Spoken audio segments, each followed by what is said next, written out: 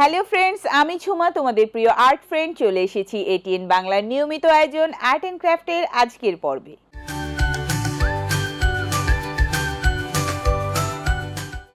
Friends, দারুণ সব creative art ও craft ideas সহ বিশেষ জ্ঞান অর্জনে তোমাদের জন্য থাকছে কালচারাল নলেজ।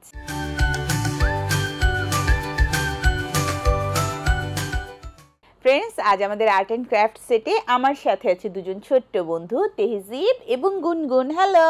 হ্যালো আপু, কেমন আছো তুমি? আমি ভালো আছি, তোমরা কেমন আছো? আমরাও ভালো আছি। বাসায় ছবি আঁকা চলছে? হ্যাঁ।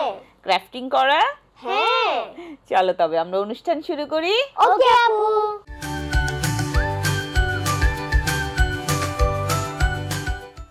ফ্রেন্ডস, শুরু করছি আর্ট অ্যান্ড ক্রাফটের first segment art lesson. Art লেসনে আজকে আমরা আঁকবো ঘর এবং গাছ।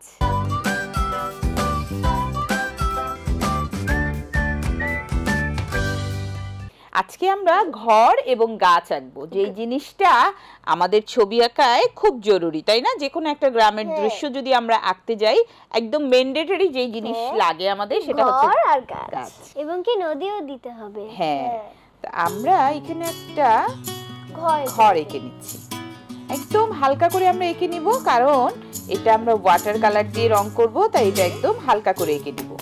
দর্শকদের হয়তো বুঝতে একটু অসুবিধা হচ্ছে, কিন্তু আমরা যখন রং করব এটা বোঝা যাবে। আর এই জায়গায় আমরা একটা গাছের ডিরেকশন দিয়ে দিব। এটা কি ট্যাপ ট্যাপ করে ওয়াটার কালার করে করব? হ্যাঁ, এবারে আমরা প্রথমে রং নিয়ে নিব।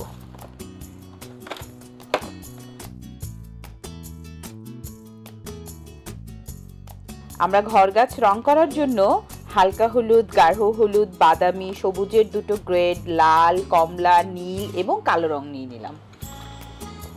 শুরুতে আমরা এই যে হালকা অকারিয়াল, এটা কি মাটির জন্য? না, এটা আমরা ঘরে আগে দিব। একদম লাইট করে আমরা দিয়ে দিব।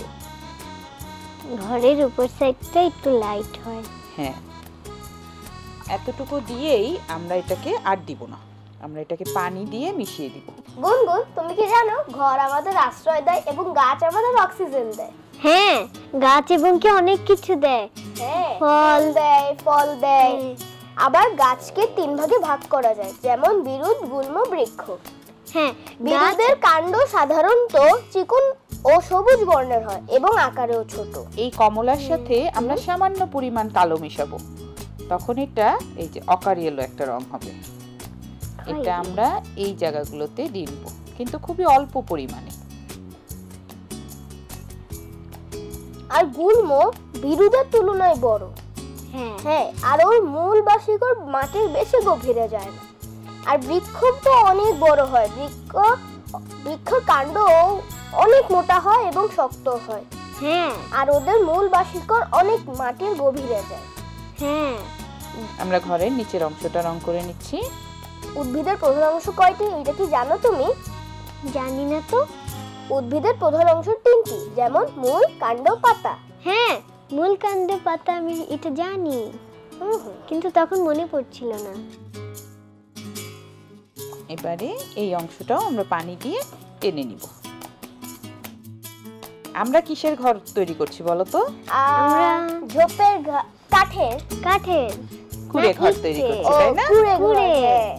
আবারও আমরা কমলা নিয়ে নিব, কমলার সাথে সামান্য কালো নিয়ে নিব। এটা কি তুমি মাটির ঘর বানিয়েছো? মাটির ঘর পেরেছি। এটা ওই পাশের টিনের অংশটা। কেমন? তুমি কি ঘরের ইংরেজি জানো? হাউস। হাউস না, হাট। হাট। জানো গুনগুন, ঘরের মধ্যে জানালা আছে, দরজা আছে এবং ছাদও আছে, আরো ইত্যাদি আরো অনেক কিছু আছে।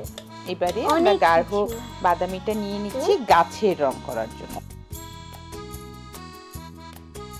গাছ আমাদের অক্সিজেন দেয়, আরো অনেক কিছু দেয়। ফল, কাঠও দেয়, তা দিয়ে আমরা খাট, ফার্নিচার, অনেক কিছু তৈরি করি। দরজা, হ্যাঁ, দরজাও তো কাঠের হয়। হ্যাঁ, কিছু গাছ থেকে আমরা জ্বালানি কাঠও পাই। হ্যাঁ, গাছের যে গুঁড়ো, কাঠের গুঁড়োগুলো, সেগুলো থেকে আমরা কাগজ তৈরি করি। ঠিক। এবারে আবারও আমরা একটু পানি দিয়ে মিশিয়ে দিচ্ছি। অনেক সুন্দর লাগছে কিন্তু আপু। এবারে আমরা হলুদ নিয়ে নিব। এটা কি পাতা আসবে?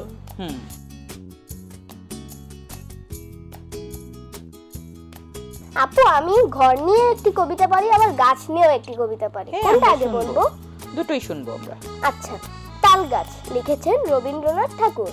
তাল গাছ এক পায়ে দাঁড়িয়ে, সব গাছ ছাড়িয়ে উঁকি মারে আকাশে। মনে সাত কালো মেঘ ফুরে যায়, একবারে উড়ে যায়, কোথায় পাবে পাখা সে। ঘর নিয়ে বলি। আমাদের গ্রাম, লিখেছেন বন্দে আলী মিয়া। আমাদের ছোট গায়ে ছোট ছোট ঘর, থাকে সেটা সবে মিলে নাহি কেউ পর। পাড়ার সকল ছেলে মোরা ভাই ভাই, একসাথে খেলি আর পাঠ চলে যায়। বাহ, কি সুন্দর বললো, তাই না?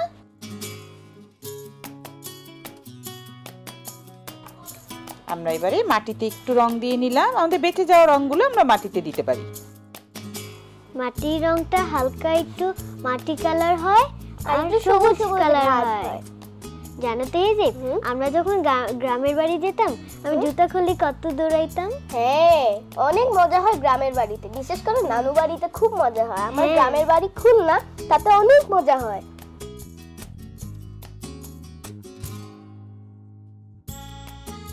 এটা কি ঘরের ওখানেও কিছু ঘাস আছে? হ্যাঁ, কিছু ঘাস, ঝোপঝাড়।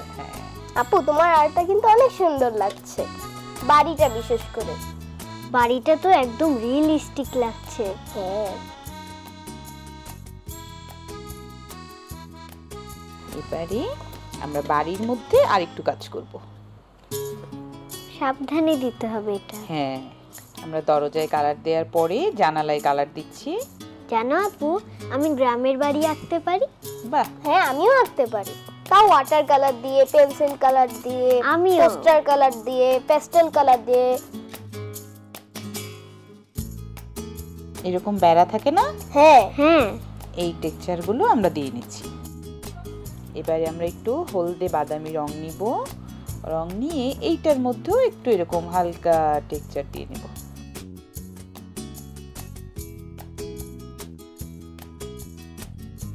হালকা রং দিয়ে আমরা এবারে টেক্সচার দিয়ে নিচ্ছি, তাহলে আমাদের বেড়ার মতো টেক্সচারটা বোঝা যাবে।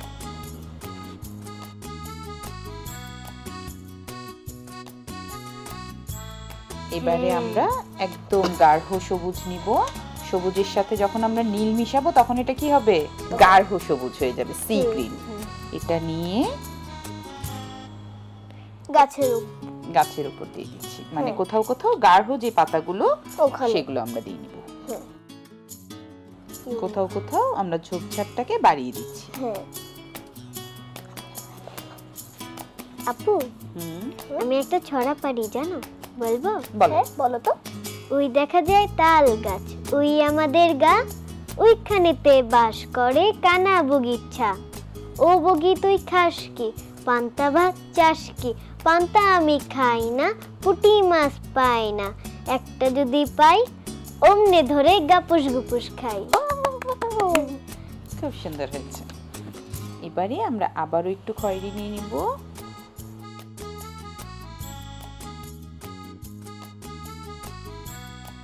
গাছের ডাল দিয়ে দিচ্ছি। হ্যাঁ,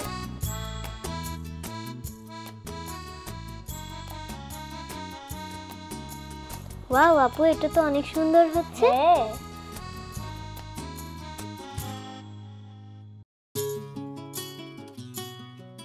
এই তো আমার ছবি আঁকা শেষ। ওয়াও আপু, মনে হচ্ছে কি খাতার মধ্যে একটি গ্রাম এসে বসেছে। তাই? হ্যাঁ। চলো আমরা বন্ধুদের দেখে আসি কেমন হলো ঘর এবং গাছ আঁকা। ওকে আপু। ছোট্ট বন্ধুরা দেখে নিলে খুব সহজে আমরা কি করে ঘর এবং গাছ এঁকে নিলাম।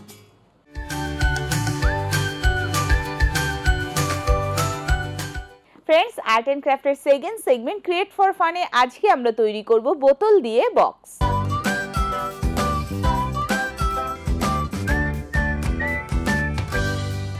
আমরা আজকে বোতল দিয়ে ছোট একটা বক্স তৈরি করব। আমরা এই ধরনের বোতল বাসায় থাকলে আমরা ফেলে দেই না? হ্যাঁ, এখন থেকে আর ফেলবো না। আমরা এখন থেকে এই ধরনের বোতল কেটেও মজার মজার জিনিস তৈরি করতে পারি। মুখের অংশটা আমরা কেটে নিলাম, এই অংশটাও আমাদের কেটে নিতে হবে। খুব সাবধানে কাটতে হবে। ব্যথা পেও না। এরপরে এটাকে কেটে নিতে হবে। ফ্যানের মতো করে নাকি ফ্লাওয়ারের মতো করে? না, একদম পুরোটা কেটে ফেলে দিব আমরা।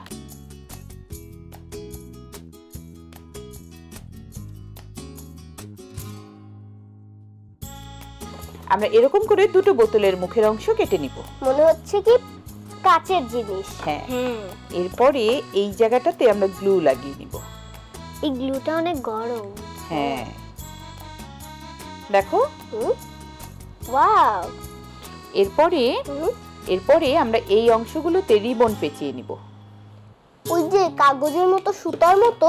হ্যাঁ, আমরা কাপড়ের রিবনও পেঁচিয়ে নিতে পারি, কাগজেরটাও পেঁচিয়ে নিতে পারি, আমাদের ইচ্ছা। ডেকোরেশনের জন্য আমরা এটা করে নিব।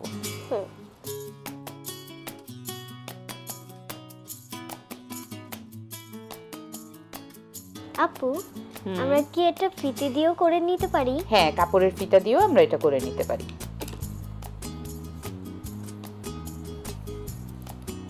এই যে দেখো, আমাদের কিন্তু ফিতা লাগানো হয়ে গেল। হ্যাঁ, এবারে আমরা একটা পাশ আটকে দিব, আরেকটা পাশও আটকে দিব।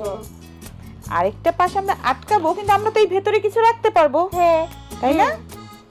আমরা চাইলে ছোট ছোট আলপিন, জেমস ক্লিপ, এই ধরনের রঙও রাখতে পারি। হ্যাঁ, এইগুলো আমরা কিন্তু এই বোতলের মধ্যে অনায়াসে রাখতে পারি। হ্যাঁ, রঙও রাখতে পারি এটার মধ্যে।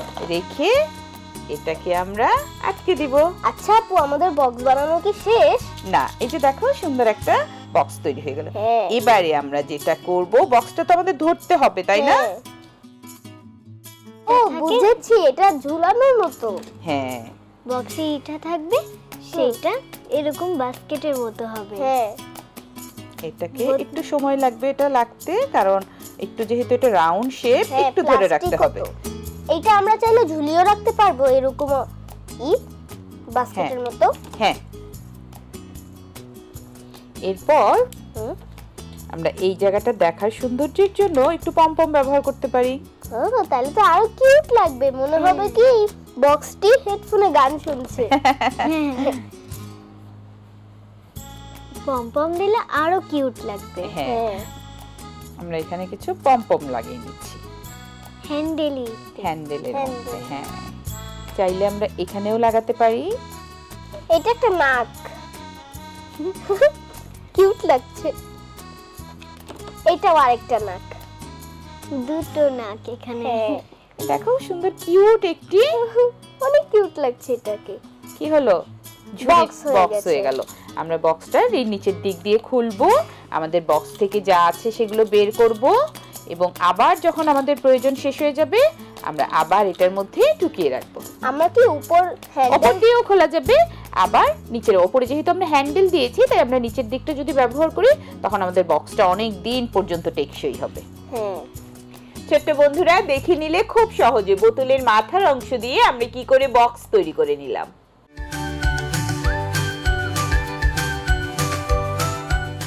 ফ্রেন্ডস, আর্ট এন্ড ক্রাফটের থার্ড সেগমেন্ট কালচারাল নলেজে আজকে আমরা জানবো সোনারগাঁয়ের ঐতিহ্যবাহী পানাম নগর সম্পর্কে।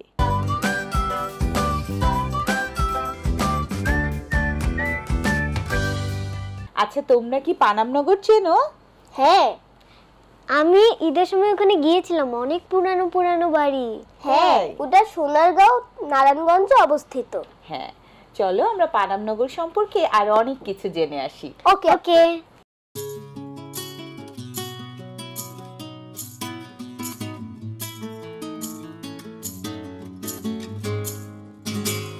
পানাম নগর নারায়ণগঞ্জ জেলার সোনারগাঁওতে অবস্থিত একটি ঐতিহ্যবাহী প্রাচীন শহর।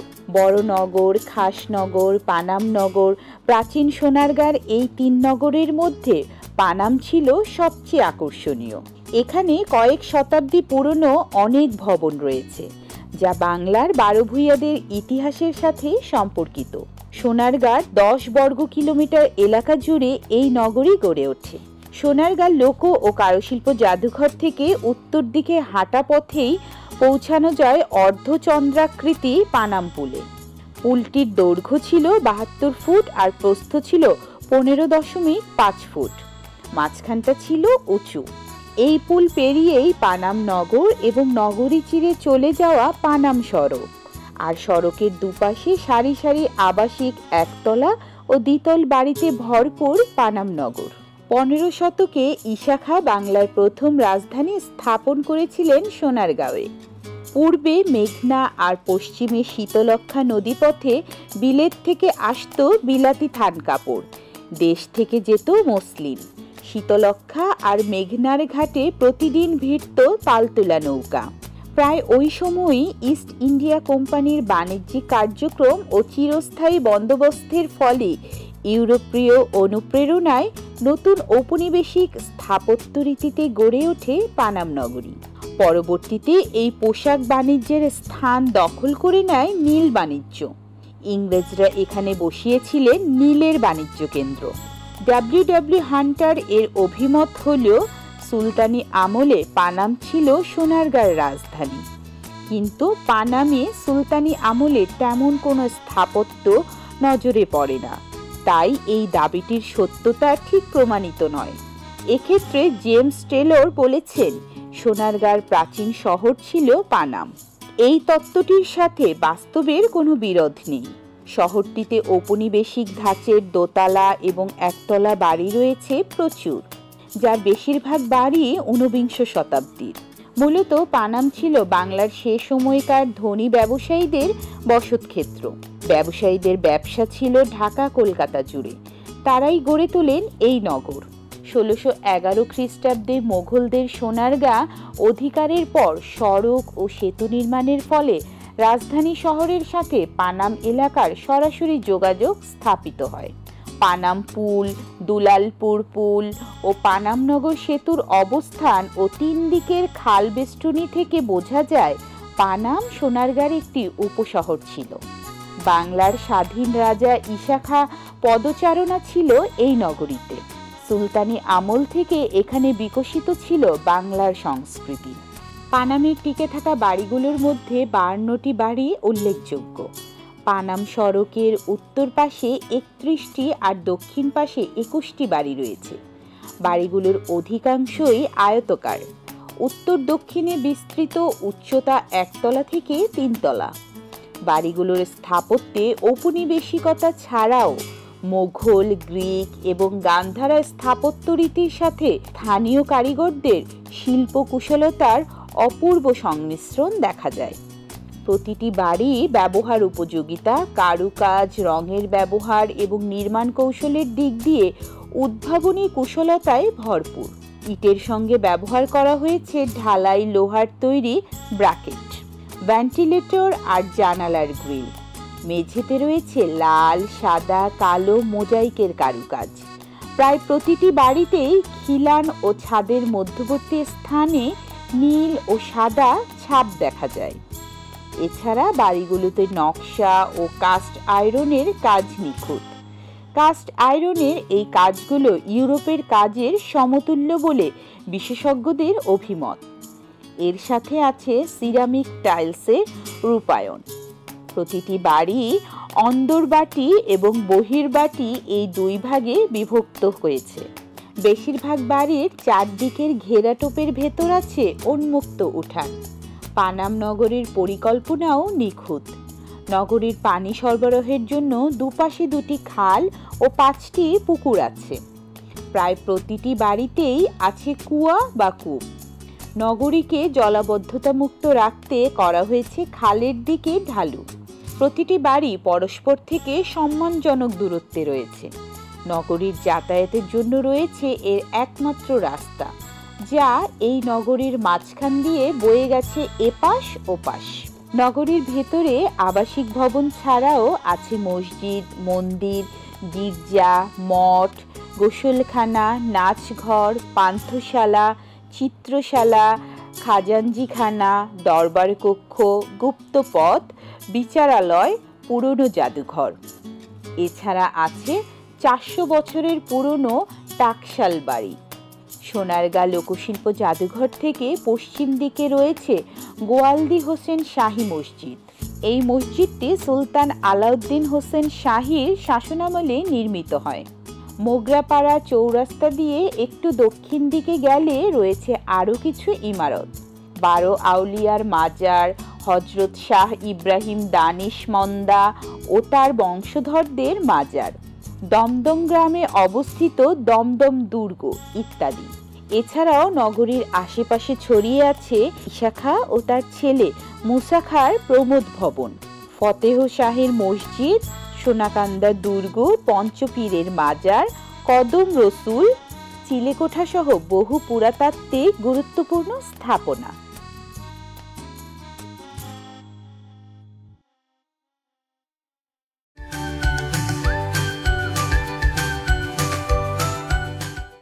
ফ্রেন্ডস, আজ আমাদের আর্ট এন্ড ক্রাফট এখানেই শেষ করছি। আগামী পর্বে আবারও দেখা হবে নতুন সব ক্রিয়েটিভ আর্ট ও ক্রাফট আইডিয়াস এবং নতুন কোনো কালচারাল নলেজ নিয়ে। সেই পর্যন্ত সবাই ভালো থেকো, সুস্থ থেকো, অবশ্যই দেশকে ভালোবেসো। Bye bye.